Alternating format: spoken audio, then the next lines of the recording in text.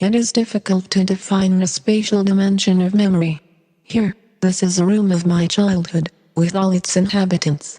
This is the room that I keep reconstructing again and again and that keeps dying again and again. Its inhabitants are the members of my family. They continuously repeat all their movements and activities as if they were imprinted on a film negative shown interminably. They will keep repeating those banal, elementary, and aimless activities with the same expression on their faces, concentrating on the same gesture, until boredom strikes. Those trivial activities that stubbornly and oppressively preoccupy us fill up our lives. These dead facades come to life, become real and important through this stubborn repetition of action.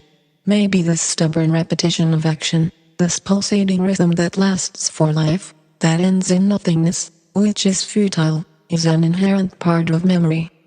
There is also a place, behind the doors, a place that is somewhere at the back of the room, a different space, an open interior of our imagination that exists in a different dimension.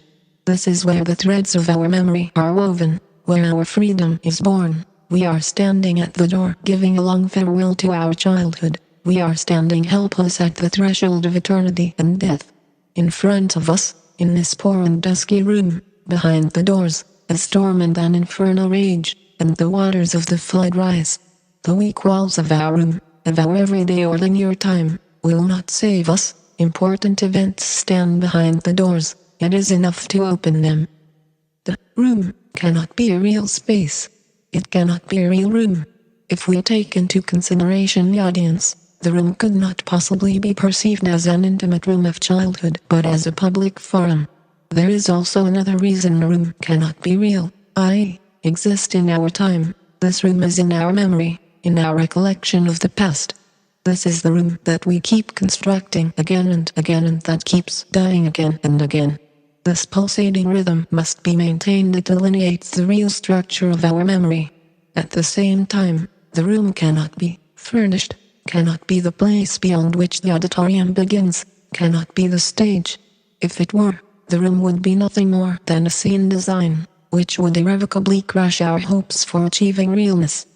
All those speculations force us to abandon logical analysis and rational thinking. Probably we will have to expand the meaning of realness onto the plane of immaterial memory. We will have to accept memory as the only realness. This means that we will have to build a rational model of memory and define its sphere of activities as well as means of expression.